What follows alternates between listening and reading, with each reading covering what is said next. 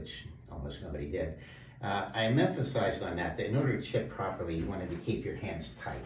If your hands are tight, like from here to here, then your body rotates properly. You kind of chase the club head down the target line. If your hands are out here, a lot of times you'll cut across it, you'll chunk it, skull it, bad things.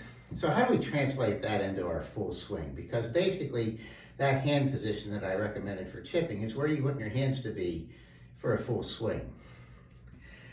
A lot of people, what they'll do is they'll think, well, I need to keep my hands tight. So they keep them tight, and they're up against their body here, and they flare to the inside. The club face often flares open, and they get up here and they're kind of tight, and everything's connected too tightly, and then they rotate like that instead of translating like that.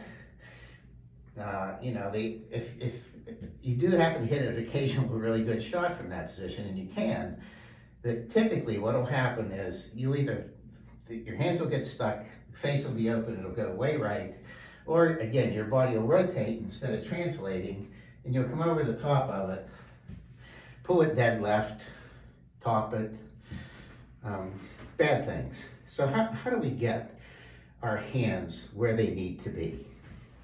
First of all, on your backswing, you want to keep this left arm connected.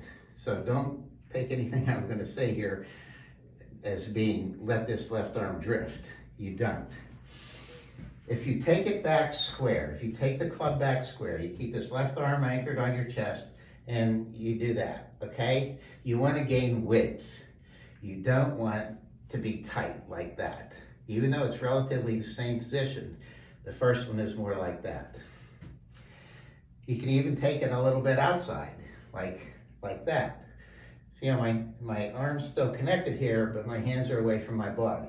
Either one of those positions is going to facilitate your ability to drop the club into the slot consistently. Like here, there. When I do that from your hands, if they're away from your body, are always going to want to come towards your body. So you have to kind of give them a chance to do that. If they're out here, they might want to actually get away from your body, and then it'll be really bad. So if, here, drop. When you do that, your hips automatically move towards the target, they translate, and then start to rotate. They don't rotate immediately, which is too often the problem there. If you take it back square, it's the same thing. You need to create some width though, like here, and then here. Whatever works best for you. Whether it's a little bit of an outside takeaway, whether it's, square but wide.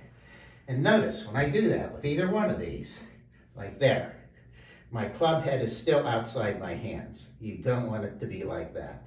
If I take it out a little bit outside, my club head is outside my hands. You see a lot of pros in that position on their backswing. So the arm stays connected to your chest. Your hands lose the connection on the backswing and then find the connection on the downswing. To me, that is a much more consistent way to slot the club. Just my thoughts. I shall see you next time. Thank you.